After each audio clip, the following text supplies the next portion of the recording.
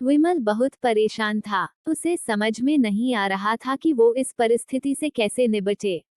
वो अपनी माँ को बहुत चाहता था, किंतु उसकी पत्नी और बच्चे उसकी माँ से बहुत दूर भागते थे, क्योंकि उसकी माँ की एक आंख नहीं थी, साथ ही उसकी कमर भी 90 अंश पर झुकी थी। वैसे वह अपना काम सब खुद कर लेती है, किंतु फिर भी वो उसकी पत्नी और बच्चों के लिए हमेशा खटकती है। दादी, आप ऊपर के कमरे में जाओ, मेरे दोस्त आ रहे हैं, विमल के बेटे अखिल ने बड़े बेरुखी से कहा। पर बेटा, मैं तो यहाँ बहुत दूर बैठी हूँ, विमल की माँ ने बहुत प्यार से कहा। नहीं, आप उनके सामने मत रहो, वो मुझे चिढ़ाते हैं, अखिल ने जोर से डांटते हुए कहा।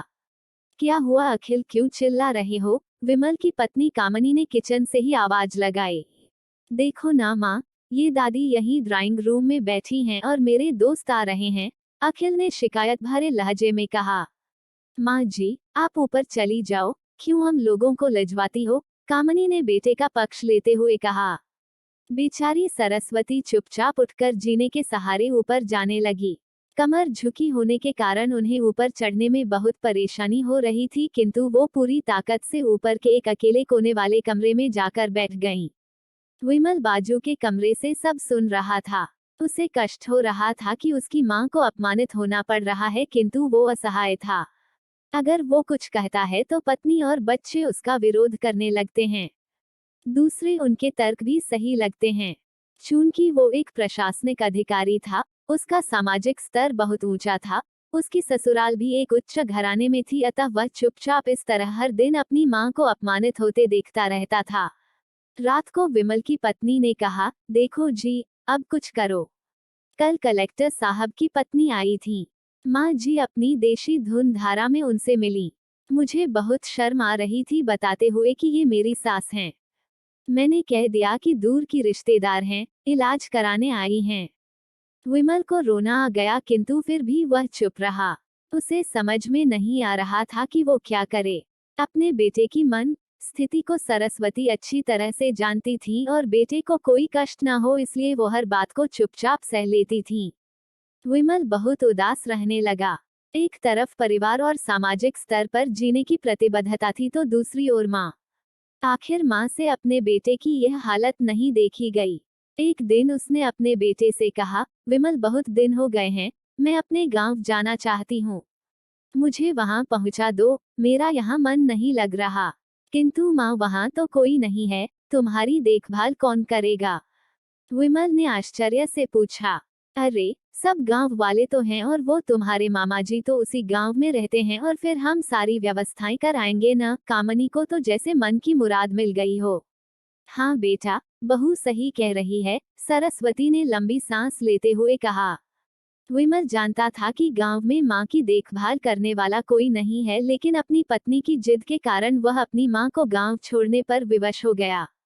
माँ को गांव छोड़कर आते वक्त उसे रोना आ रहा था तथा अपनी बेबसी पर गुस्सा भी आ रहा था, किंतु परिवार, पत्नी और समाज ने उसके इन मनोभावों को दबा दिया और वो सुकून सा महसूस करने लगा। कुछ दिनों के बाद उसके चाचा, जो अमेरिका में रहते थे, आने वाले थे। जब विमल बहुत छोटा था, उसके पिता जीवित थे तब वो भारत आए थे और उसके बाद वो अब भारत आने वाले थे। पूरा परिवार और आस पड़ोस बहुत उत्साहित था। अमेरिका से विमल के डॉक्टर चाचा आ रहे थे। डॉक्टर रमेश ने जैसे ही घर में कदम रखा, सबने मिलकर बहुत उत्साह से उनका स्वागत किया। क्यों विमल भाभी नहीं दिख रही, कहाँ हैं? डॉक्टर रमेश ने उत्सुकतापूर्वक पूछा। जी वो गांव में रहती हैं, यहाँ उनका मन नहीं लगा, कामनी ने सपाट लहजे में उत्तर दिया। डॉक्टर रमेश ने विमल की ओर देखा तो विमल ने अपनी आंखें झुका लीं। डॉक्टर रमेश सब समझ गए। बोले, कल हम भाभी से मिलने गांव चले गए सब लोग। दूसरे दिन सभी लोग गांव के घर में पहुंचे। देखा कि सरस्वती को बहुत तेज बुखार है और वो पलंग पर असहाय पड़ी है। डॉक्टर रमेश दौड़कर सरस्वती के पास गए। उनके पैर छूकर रोने लगे। सरस्वती की ये हालत उनकी कल्पना से परे थी। वाह बेटा विमल, तूने तो नाम उजागर कर दिया। अपनी माँ की ये हालत देखकर तुझे तो शर्म भी नहीं आ रही होगी। डॉक्टर रमेश ने विमल को लगभग डांटते हुए कहा। नहीं देवर जी, विमल का कोई दोष नहीं है, मैं खुद गांव आई थी, सरस्वती ने अपने बेटे का बचाव किया। मुझे सब पता चल गया भाभी, आप चुप रहो। क्यों बहू, तुम्हें अपनी सास की कुरूपता पसंद नहीं है? समाज में तुम्हें नीचा देखना पड़ता है ना? डॉक्टर रमेश ने कामनी की ओर व्यंग्य से देखा। कामनी निरुत्तर होकर विमल को देखने लगी। आज तुम जिस सामाजिक स्तर पर हो, वो इन्हीं के संघर्षों की देन है। और बेटा विमल, तुम्हें शायद मालूम न हो कि बचपन में जब तुम 1 साल के थे तब छत से नीचे गिरने के कारण तुम्हारी एक आंख फूट गई थी और तुम्हारी रीढ़ की हड्डी में भी समस्या थी। तब तुम्हारी इस कुरूप माँ ने अपनी एक आंख और अपना बोन मेरो तुम्हें देकर इतना सुंदर स्वरूप दिया था। कामनी बेटा, इतने सालों तक संघर्ष करके बेटे को प्रशासनिक अधिकारी बनाने वाली इस संघर्षशील औरत की तुम लोगों ने ये दशा कर दी। तुम्हें ईश्वर कभी माफ नहीं करेगा। डॉक्टर रमेश की आंखों से अश्रु जलधारा बह रही थी। अब भाभी, आप मेरे साथ अमेरिका जाएंगी, यहाँ इन स्वार्थी लोगों के बीच नहीं रहेंगी। डॉक्टर रमेश ने सरस्वती से कहा। विमल को तो काटो तो खून नहीं था। डॉक्टर रमेश जो उसके चाचा थे, उन्होंने जो राज बताया उसके बाद तो विमल को यही लग रहा था कि उससे ज्यादा पापी इंसान इस दुनिया में कोई और है ही नहीं। वो दौड़ता हुआ गया और माँ सरस्वती के कदमों से लिपट गया। माँ, मेरा अपराध अक्षम्य है।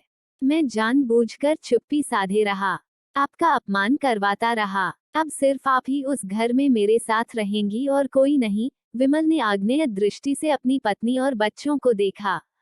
कामनी को भी बहुत पश्चाताप हो रहा था, किंतु उसकी हिम्मत नहीं हो रही थी कि वो सरस्वती से आंख मिलाए।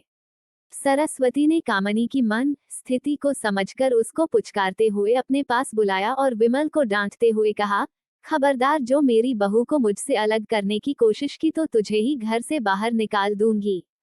कामनी और बच्चों ने सरस्वती के पैर पड़ते हुए अपने व्यवहार पर माफी मांगी और मां के हृदय ने सबको माफ कर दिया। दोस्तों, कहानी अच्छी लगे तो अपने साथियों को शेयर करें और नई कहानी सुनने के लिए चैनल को सब्सक्राइब कर ले। अपना कीमती समय देने के लिए धन्यवाद।